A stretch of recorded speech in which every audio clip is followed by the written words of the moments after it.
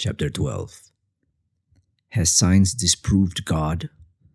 Deconstructing False Atheist Assumptions. Imagine you enter an amazing palace. As you walk through the hallway, you are struck by the size of the building and decide to explore by opening the nearest door. As you enter the room, you see hundreds of chairs and tables arranged like a classroom. Suddenly, you lose any motivation to explore the other rooms. You decide to leave the palace and head off to meet your friend at a local coffee shop. As you drink coffee with your friend, he asks you, "So what did you see in the palace?" You reply, "Just a room full of tables and chairs arranged like a classroom."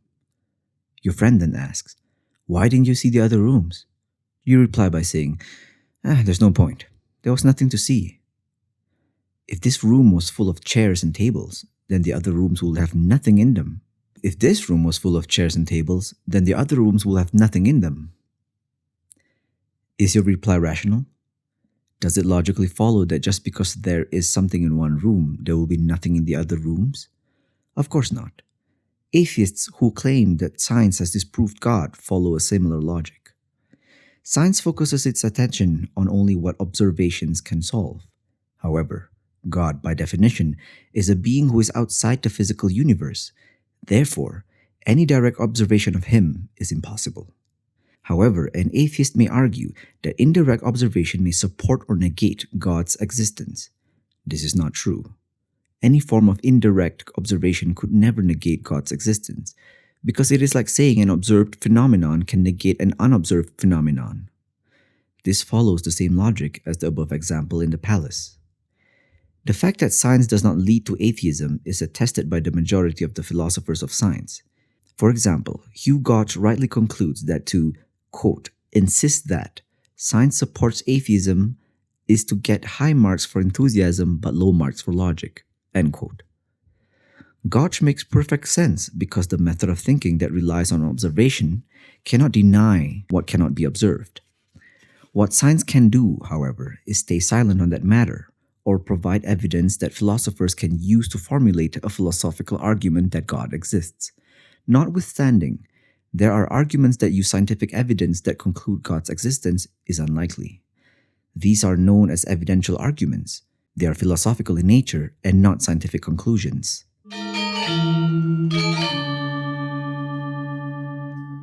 Why do some atheists believe science can deny God? Science has changed the world. From medicine to telecommunications, science has improved our lives and well-being in ways that no other field of study has. Science continually improves our lives and aids our understanding of the world and the universe. However, science's successes have led many atheists to adopt incoherent and false assumptions. Below is a summary of these assumptions. First, some atheists perceive that science is the only yardstick for truth and that science has the answers for all of our questions. This motivates the atheist to conclude that God doesn't exist because science can only address what one can observe. Since God cannot be observed and science is the only yardstick for truth, then to claim God exists is false. This assumption also motivates the atheist to believe that God is no longer required as a reason for things we do not understand. This is a false assumption because science has many limitations and there are many things that it cannot answer. In addition, there are other sources of knowledge that science cannot justify, yet they are indispensable and fundamental sources of knowledge. This implies that science is not the only way to establish truths about the world and reality. The second assumption is that since science is so successful, scientific conclusions must be true.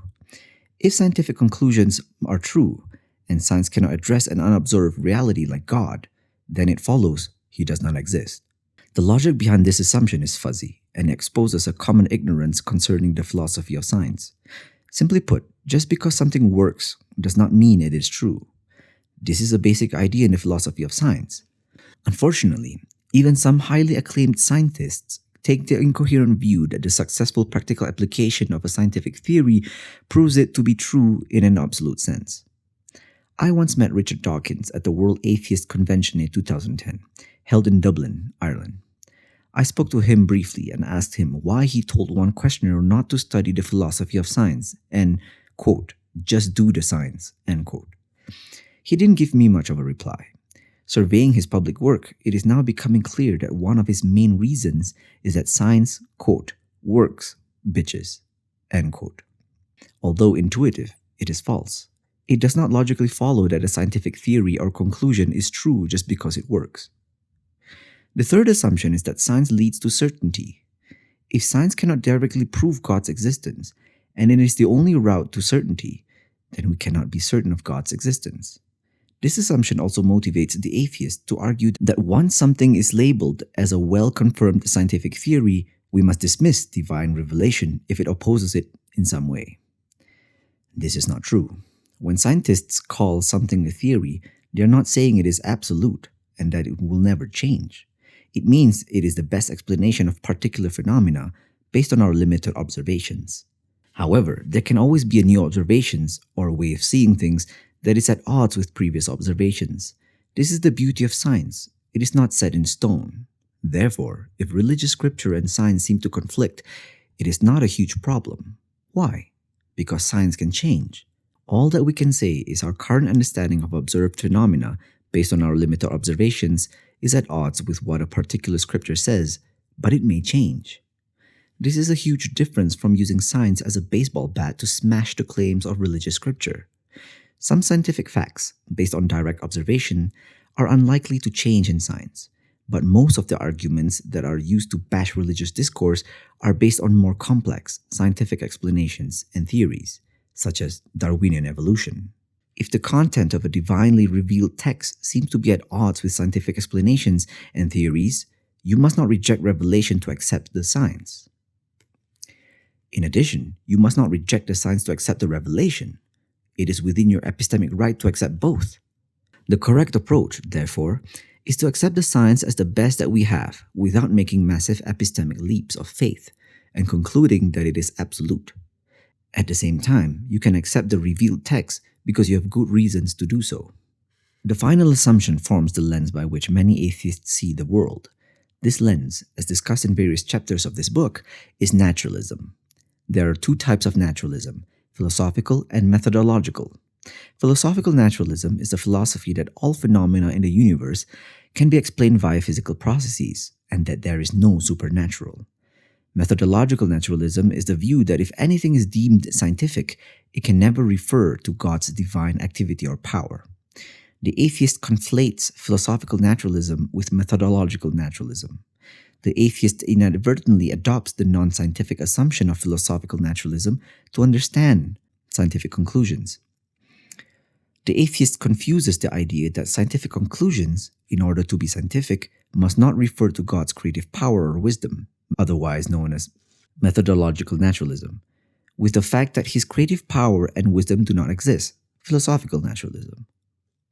The atheist confuses the idea that scientific conclusions, in order to be scientific, must not refer to God's creative power or wisdom, methodological naturalism, with the fact that his creative power and wisdom do not exist, philosophical naturalism. The rest of this chapter will address these assumptions, and the best way to do that is to go back to basics, understand what science is, explore its limitations, and unravel some of the discussions that exist in the philosophy of science.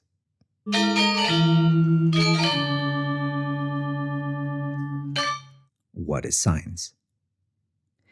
The word science comes from the Latin word scientia, meaning knowledge. Science is the human endeavor to understand how the physical world works. Mathematician and philosopher of science Bertrand Russell nicely explains that science is, quote, the attempt to discover, by means of observation and reasoning based upon it, particular facts about the world and the laws connecting facts with one another, end quote. In light of Russell's definition, let's further break down the scientific method. Science has a particular scope. It focuses on the physical world and can only address natural processes and phenomena. From this perspective, questions such as what is the soul? What is meaning? Are questions outside the scientific process. Science aims to explain the physical world. As a collective institution, it aims to produce accurate explanations of how the natural world works. The way science aims to produce explanations is that it comes up with testable hypotheses. For a hypothesis to be testable, it must logically generate specific expectations. Consider the following hypotheses. Quote, coffee improves the performance of Olympic wrestlers. End quote. This hypothesis is testable because it generates the following specific expectations. Number 1, coffee improves performance. Number 2, coffee impairs performance. Number 3, there is no change in performance. One of the beautiful aspects of science is that it does not just examine true hypotheses, rather, it necessitates experimentation and testing. This is why, ultimately, scientific ideas must not only be testable, they must actually be tested. A single set of results is not the preferred option. True science involves that different scientists repeat the experiment as many times as possible. There is obviously more to science than what we have discussed so far, but these observations are sufficient to understand the basic elements of the scientific method. These leads us to respond to the key assumptions about science that some atheists use to falsely conclude that science leads to atheism.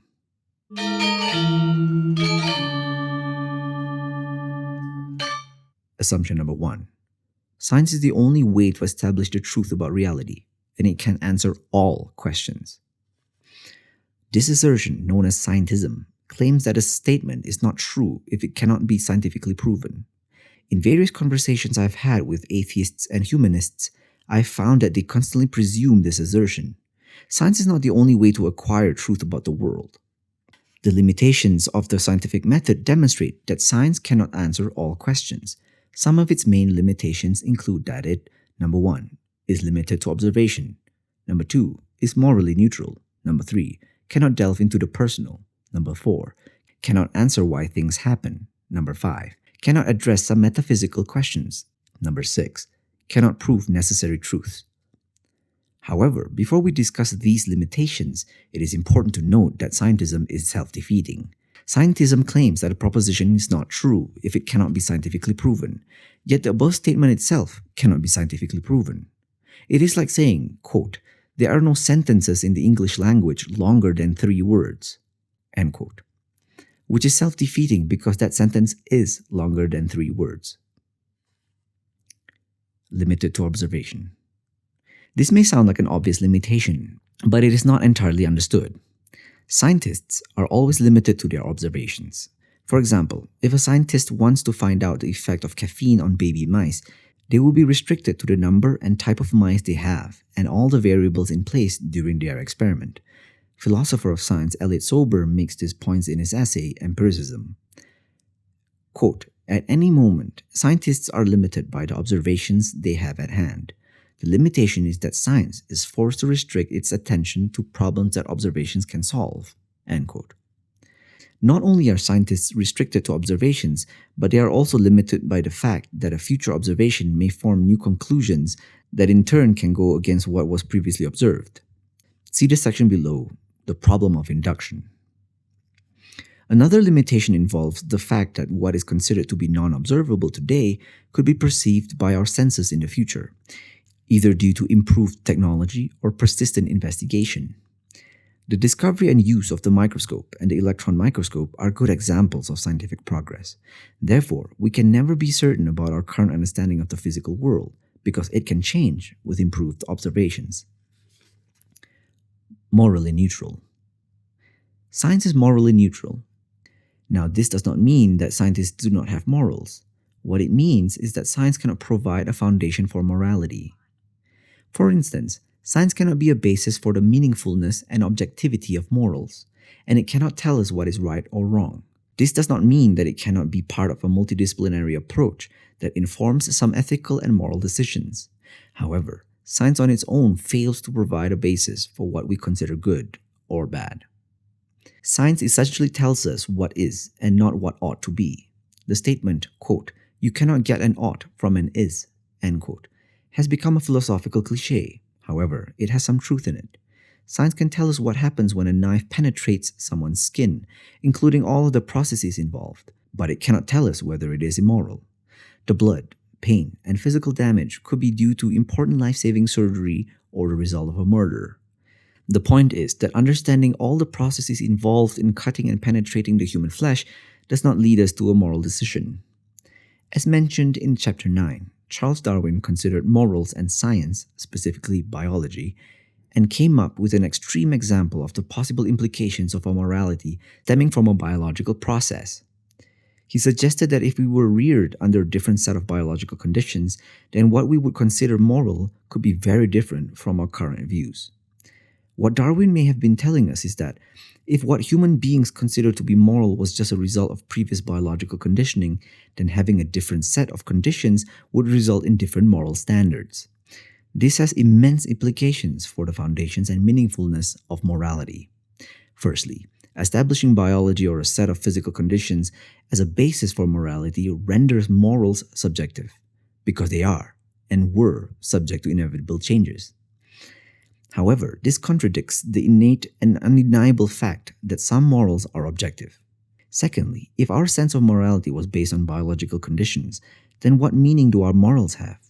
Since our morals could have been different if we were reared differently, then our morals lose their meaning. This is because there is nothing necessary about our moral outlook, as it is simply a result of chance and physical processes. In his book, The Moral Landscape, the outspoken atheist and neuroscientist Sam Harris has attempted to justify our sense of objective morality by explaining how science can determine our moral values. Fellow atheists have commended his efforts, but he has also faced tremendous criticism from both theists and his comrades in arms. Harris presents us with his landscape of morality. On the peaks is moral goodness, and in the troughs is moral evil. How does he know what is good and evil? Well, the peaks represent well-being, and the troughs represent suffering. This may sound like a crude summary of his discussion, but in fairness, it boils down to Harris equating evil with suffering and goodness with well-being. This is where Harris fails. If it can be shown that people can increase their own well-being by harming others, his moral landscape is demolished. Another way to dismiss Harris' argument is to show that some things that can promote our well-being are morally abhorrent. Consider, for instance, incest with the use of contraception. Both parties have increased well-being as they freely decide to act upon their desires, and there is no chance of harm or suffering, such as conceiving a child with genetic defects, due to the use of contraception. I even raised the issue of incest to Professor Krauss during our debate, and he wasn't entirely sure about his position. He argued that it was not clear to him that it was wrong, and he could not morally condemn it. Some things that can promote our well-being are morally abhorrent. Even if you disagree with this example, there are many other examples to choose from to make this point. In his book, Rational Morality, fellow atheist and philosopher of science Robert Johnson provides a similar criticism to Harris's argument. Johnson argues that Harris's approach lacks justification for morals being factual and objective. Quote, Harris still appears to be trapped in the problem of admitting that he is just assuming that the moral fact relating to well-being exists. Will we find this moral fact while studying the ground under the rocks? No. In fact, the only thing backing up our intuitions that these moral facts simply exist independently is just that, our intuitions. The problem itself can be explained fairly simply. Just because Harris correctly identifies how morality is currently defined, it does not mean that morality should, therefore, be taken as factual. Indeed, Harris himself admits there are plenty of things we currently allow for which are immoral. End quote. You cannot test the personal. Science prides itself on testing ideas. Without testing, there is no science. However, at some point, testing must give way to trust. For instance, how do we know what people have intended? How do we know what a person is feeling? The scientist may argue that they can tell someone is lying by using a lie detector. They may also assert that an entire array of physiological and behavioral indicators correlates to certain feelings. This is not true and will be discussed below. They have a point, but it is not as simple as that. Consider friendships as an example. Your friend asks you about your day and how you are feeling, and you respond by saying it has been a great day and that you are feeling quite happy. Imagine you meet him the following day and he asks you the same question, but will only believe you if you hook yourself up to a lie detector to capture essential physiological data. Would that harm your friendship? If he continued to make the same request every time you responded to his question, would the relationship you have built with him be affected? Of course it would. The realm of personal friendship is preserved if we are trustworthy in our responses and if we trust what people say. Another example is emotions. How do we know if someone is feeling depressed? Do we have a depression detector that we could use? Although physiological data provides some input, a significant portion of the vital information is in the personal interaction between the psychiatrist and the patient. This usually takes the form of questions, answers, and even a completed questionnaire. These all require that we trust some of the patient's answers. Therefore, it seems to me that observations alone are not enough for certain domains of human life, such as friendship and mental health. Science, therefore, must rely on trusting rather than depending solely on testing. As discussed in Chapter 7, science can only deal with the third-person data, whereas personal attributes such as feelings and experiences are first-person data. Frank Jackson's merry argument I expounded in Chapter 7 shows that knowing all the physical third-person facts do not lead to all the facts. In other words, they can tell us nothing about the personal first-person data. Science cannot tell us anything about what it is like for an organism to experience an internal subjective conscious state. The only way of getting close to an answer is by trusting someone's description of their personal subjective conscious experience, although you will still never be able to truly know what it is like for them to have that experience. The point is simple. Science cannot test the personal. Cannot answer why? My auntie knocks on your door and presents you with a lovely home-baked chocolate cake. You accept the gift and place the cake on your kitchen table. Once my auntie has gone, you open the box to have a slice. Before you indulge, you ask yourself the question, why has she baked me this cake? As a scientist, you cannot do much apart from explore the only piece of data you have at hand, the cake. After doing many tests, you find out that the cake was probably baked at 350 degrees Fahrenheit and the ingredients included cocoa powder, sugar, eggs, and milk. However, knowing all of this information does not help you to answer the question. The only way you can find out is if you ask her. This example shows us that science can tell us the what and the how, but it fails to give us the why. What is meant by why here is that there is a purpose behind things. Science can answer why mountains exist from the point of view that they were formed via geological processes, but it cannot provide the purpose behind the formation of the mountains. Many would simply deny the concept of purpose altogether. Asking why implies a purpose, and many atheists maintain that purpose is an illusion, based on outdated religious thinking. This is a very unhelpful way of looking at our existence in the universe. In such a world, everything can be explained by physical processes that we have no control over. We are just one of the dominoes in a falling row of dominoes. We have to fall, because the domino behind us fell.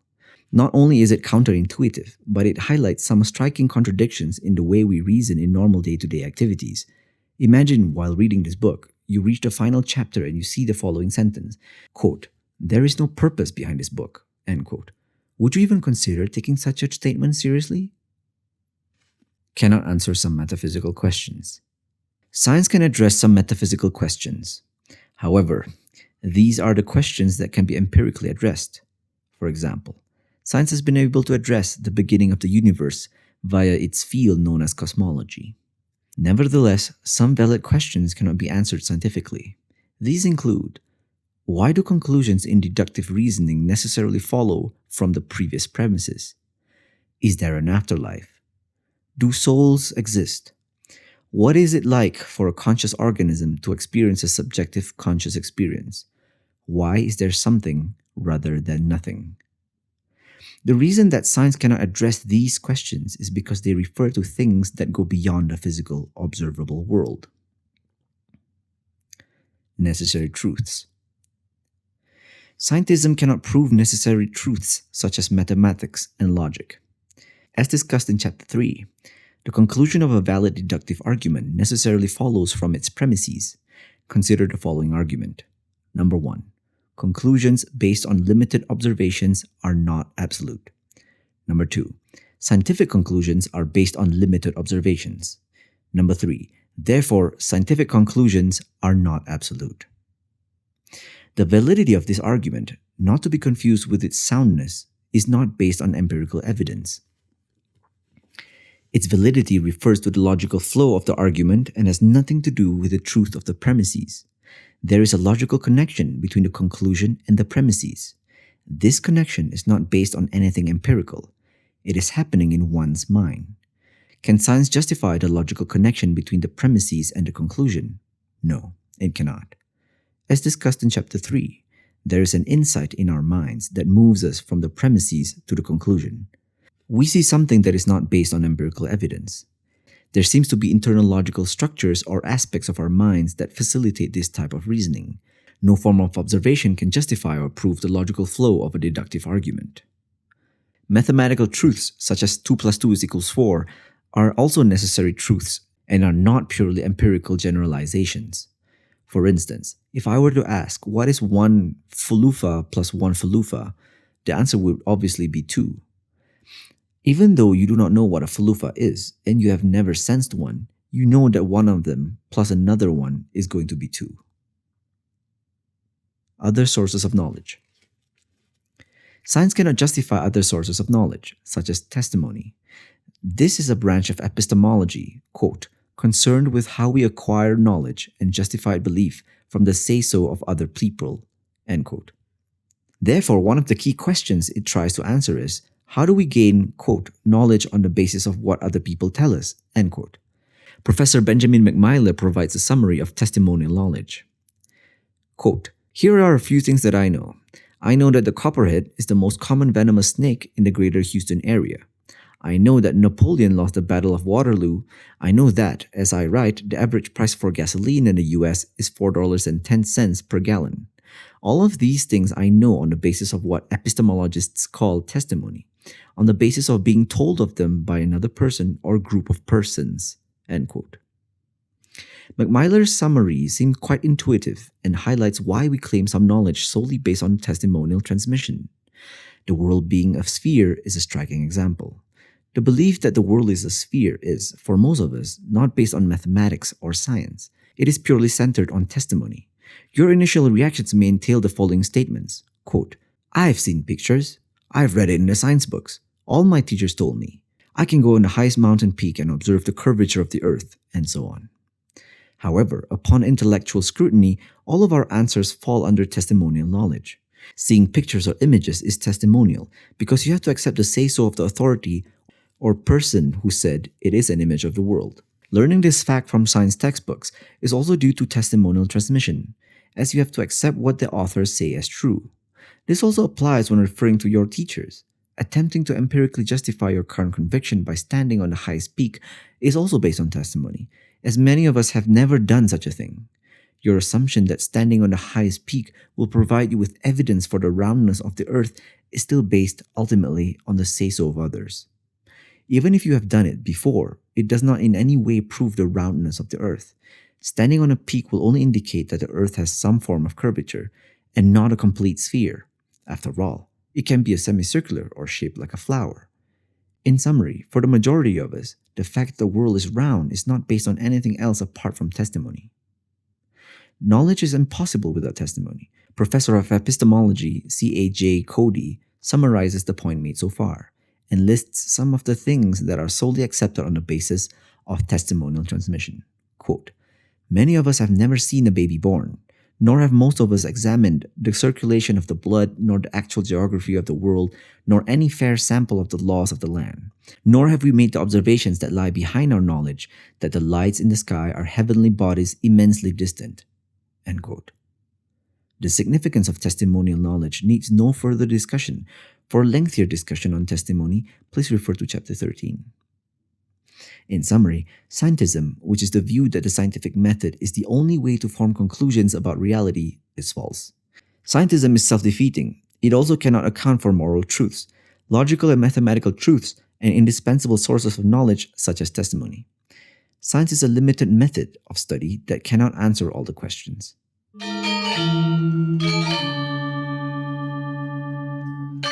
Assumption number 2. It works, therefore it's true. It does not logically follow that just because something works, it is true. Despite this, popular ignorance of the philosophy of science has allowed popularizers such as Richard Dawkins to publicly maintain that scientific conclusions are true because they work. During a public lecture, Dawkins was asked about the level of certainty that we can attribute to science. His answer was, as mentioned previously, crude. Dawkins was obviously mistaken. It does not follow that just because something works, it is in fact true. The phlogiston theory is an apt example to prove this point.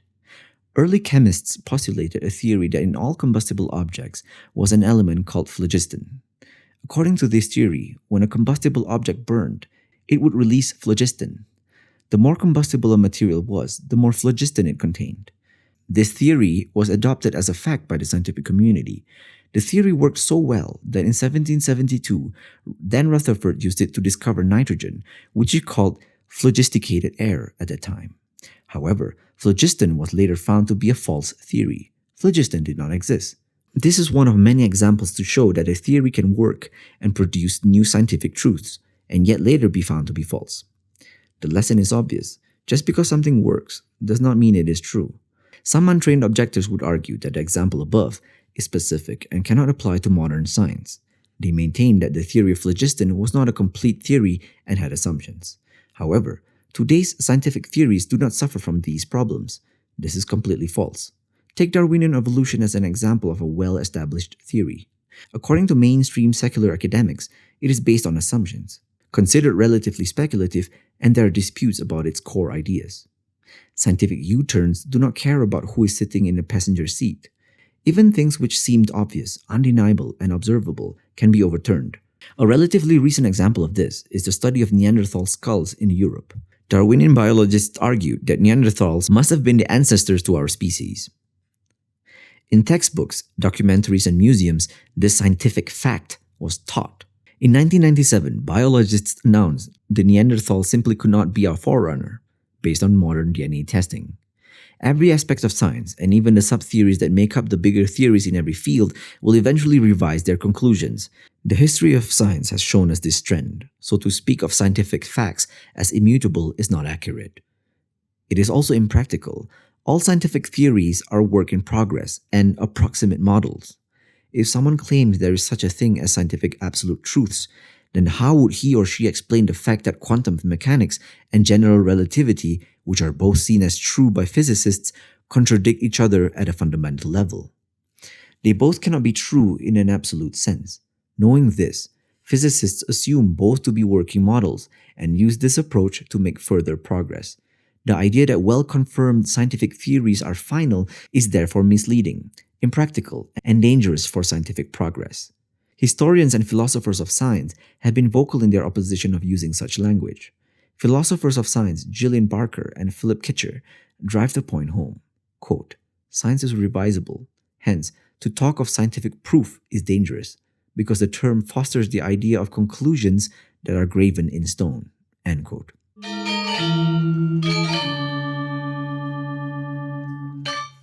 Assumption number 3. Science leads to certainty. Some atheists have a gross misunderstanding of the philosophy of science. They assume that once science declares something as scientifically proven, then it is absolutely true and will never change. This, however, exposes a lack of knowledge of the basic unresolved issues in science. One of these issues, which is relevant to our discussion, is induction. Although there are many ways scientists confirm a theory or form conclusions about the empirical data that they have tested, inductive arguments remain the bedrock of most of them. Yet inductive arguments can never lead to certainty. Inductive arguments. Inductive arguments concern our knowledge of the unobserved. They play a central role in human knowledge, specifically scientific knowledge. Inductive arguments use instances of what we have observed to make conclusions for what we have not observed. They can be applied to include the present and the past. For example, number 1, past premise. The bodybuilders I have spoken to have increased muscle mass as a result of eating a lot of animal protein. Conclusion: all bodybuilders in the past increased muscle mass by eating a lot of animal protein. Number 2, present premise. My friend has always experienced friendly dogs. Conclusion: all dogs are friendly. Number 3, future premise. All of the US presidential campaigns have had a Democrat candidate. Conclusion: the next presidential campaign will have a Democrat candidate. The above conclusions obviously do not reach the level of true certainty because they are not deductive arguments. The explanations below show why conclusions in the above inductive arguments do not necessarily follow. Number 1, vegetarian bodybuilders in the past gained muscle mass from eating only vegetable protein. Number 2, it could be the case that some dogs are unfriendly. Number 3, in the future, There could be a political paradigm shift in the US politics. The Democrats could dissolve and a new party could emerge. The uncertain nature of inductive arguments has caused many philosophers to question the validity of induction as a means to knowledge.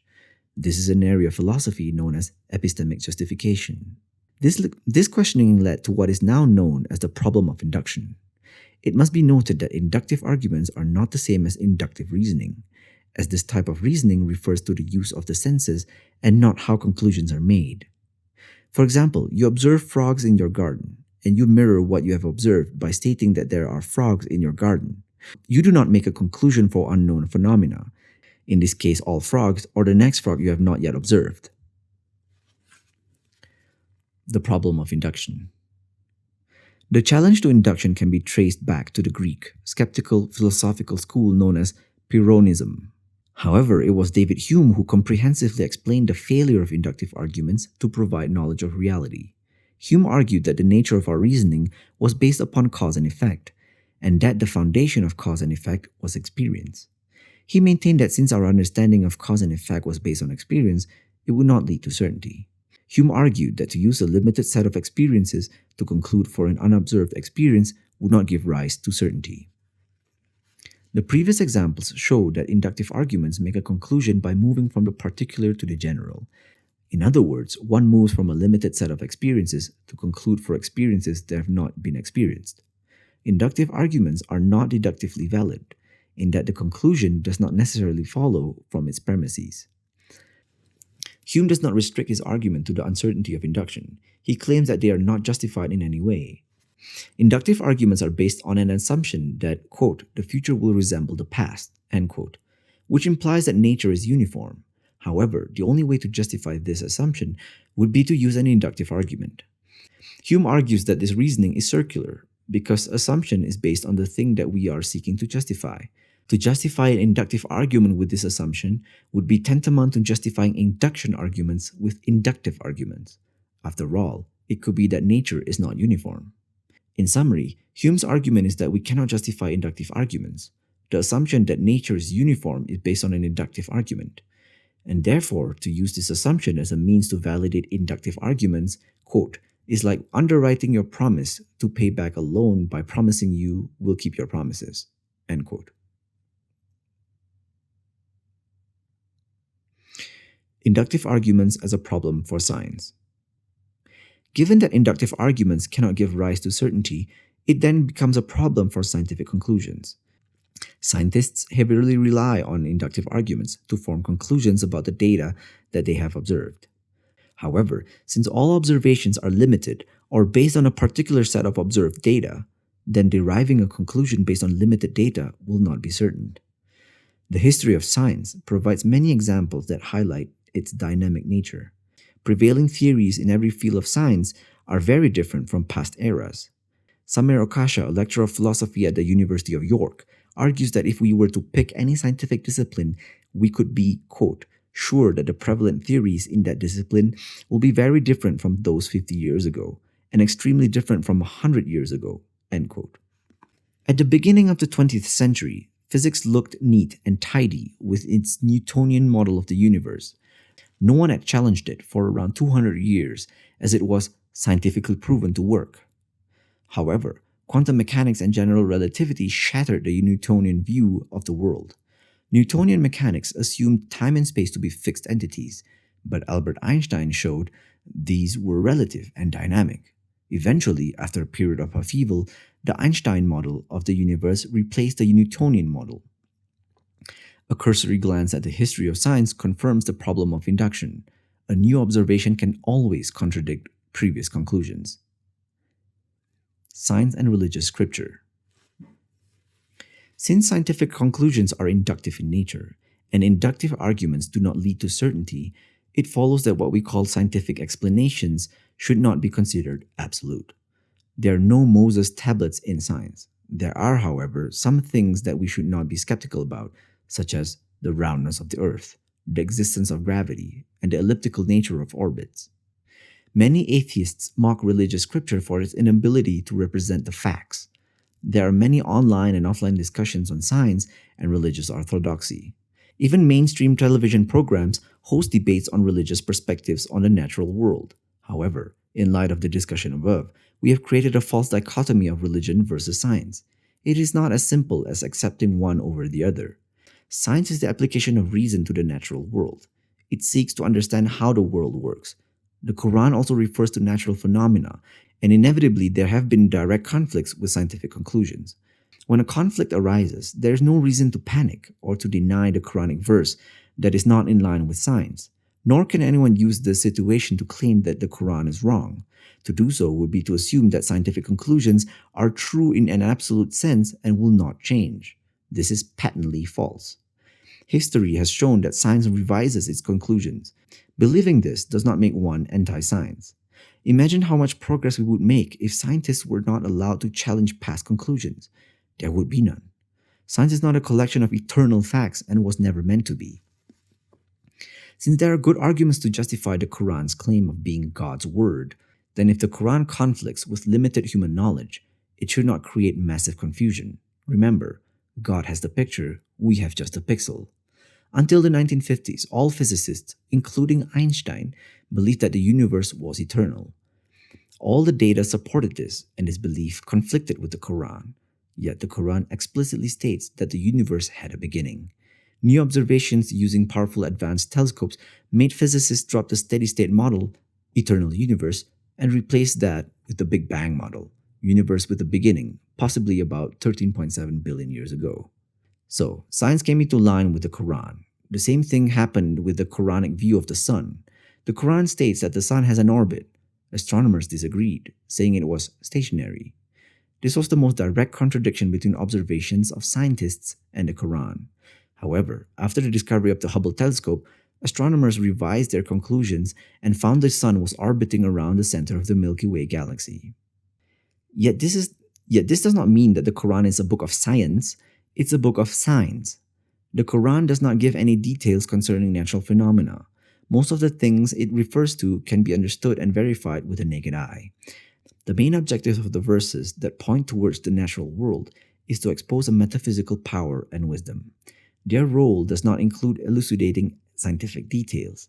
These can change over time. However, the fact that natural phenomena have a power and wisdom behind them is a timeless reality. From this perspective, conflict between the Quran and scientific conclusions will probably continue, as they are two completely different types of knowledge. This discussion should not, however, encourage Muslims and religious people to deny scientific conclusions. To do so would be absurd. Rather, both well-confirmed scientific theories and the revelational truths should be accepted, even if they contradict each other.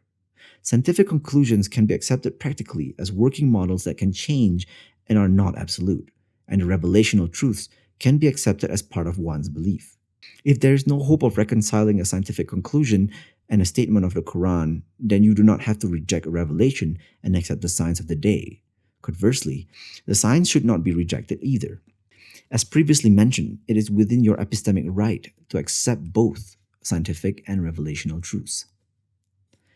The balanced and nuanced approach concerning science and revelation is to accept the science and allow the evidence to speak for itself. However, this should be in the context of not making massive epistemic leaps of faith and concluding that the evidence we have acquired and the conclusions we have made are the gospel truth. Science can change. In addition, this approach includes accepting the revelation. In summary, we can accept scientific conclusions practically and as working models, but if anything contradicts revelation, after attempting to reconcile the two, you do not have to accept the scientific conclusion into your belief system. This is why Muslims should not need to deny Darwinian evolution. They can accept it practically as the current best working model, but understand that some aspects of it cannot be reconciled with orthodoxy. Remember, just because something is the current best working model, it is not the absolute truth.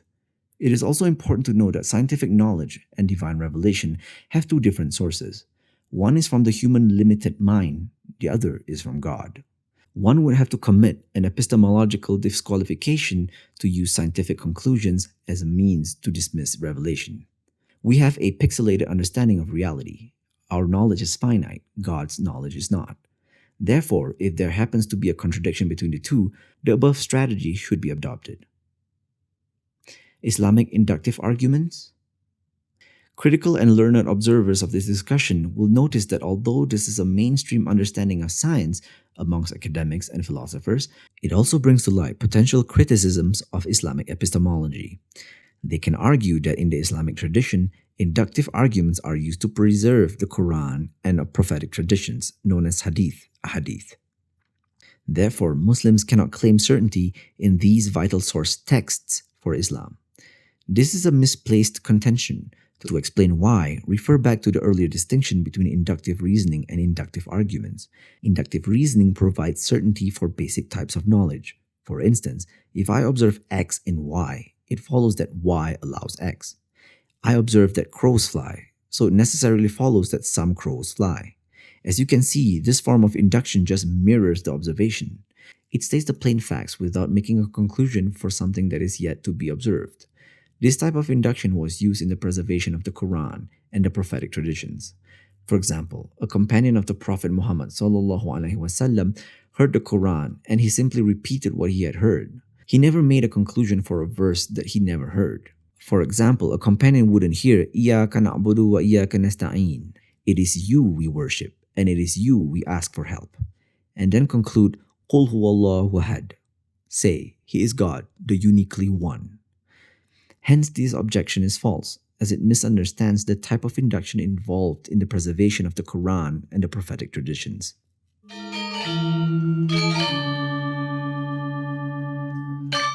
Assumption number 4. Conflating methodological with philosophical naturalism. The final assumption behind the assertion that science leads to atheism refers to philosophical naturalism and methodological naturalism. Philosophical naturalism is the view that the universe is like a closed system. There is nothing outside the universe that interferes with it, and there is no God or anything related to the supernatural. A key aspect of philosophical naturalism is that all phenomena can be explained via physical processes. Methodological naturalism maintains that for anything to be described as scientific, it cannot refer to God's creative power or activity. Atheists who believe that science leads to atheism hold the non-scientific assumption of philosophical naturalism. Philosophical naturalism forms the lenses that are put on one's eyes to understand the world. If you wore some yellow-tinted glasses, what color are you going to see? Yellow. Similarly, if you put on the lenses of philosophical naturalism, all you will see is a universe without God. Philosophical naturalism shapes the way one sees the world. Philosophical naturalism is simply a faith. The atheist professor Michael Ruse admits this fact. Quote, "If you want a concession, I've always said that naturalism is an act of faith." End quote. Why is it a faith? Well, naturalism is incoherent, as it blindly believes that everything can be explained via physical processes, despite a number of recalcitrant facts, in other words, facts that resist the theory. For example, we both meet today at a restaurant at 6 o'clock. And the following day, the police came to my house to arrest me on suspicion of murdering someone at the same time we were having dinner. The recalcitrant fact would be that I was with you, eating at the time of the murder. My proven whereabouts resist the police's suspicions that I committed the murder. You may be wondering, what are these recalcitrant facts that render philosophical naturalism as incoherent? Well, many of the previous chapters are a good starting point. Philosophical naturalism cannot adequately explain the hard problem of consciousness, the finitude and dependency of the universe, the fine-tuning of the laws and the order in the universe, the existence of objective morals, and much more. In light of this, why would anyone blindly adopt such a philosophy, which prevents one from allowing reality to speak for itself? Many atheists have such naturalistic presuppositions. Therefore, it is not surprising that they dismiss the conclusions of theistic arguments.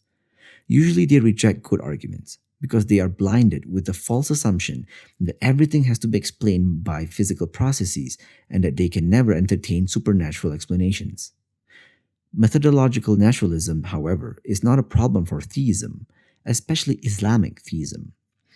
Methodological naturalism is not a problem for Islamic theism because the Islamic tradition accepts that the whole universe is made up of physical causes, and these causes are a manifestation of the divine will. Some atheists, however, conflate methodological naturalism with philosophical naturalism.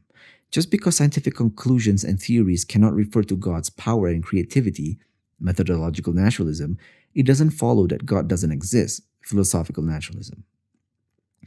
As evolutionary biologist Scott C. Todd said, quote, "The scientist, as an individual, is free to embrace a reality that transcends naturalism."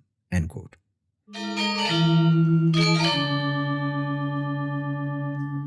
Has science disproved God? In light of the above, the answer is no. Science is a beautiful method of study that has benefited humanity tremendously. However, its conclusions are not engraved in stone. As a method, it cannot directly reject God's existence, answer all questions, and it is not the only way to form conclusions about reality. Many of the assumptions that some atheists hold about science are incoherent and based on a gross misunderstanding of the philosophy of science.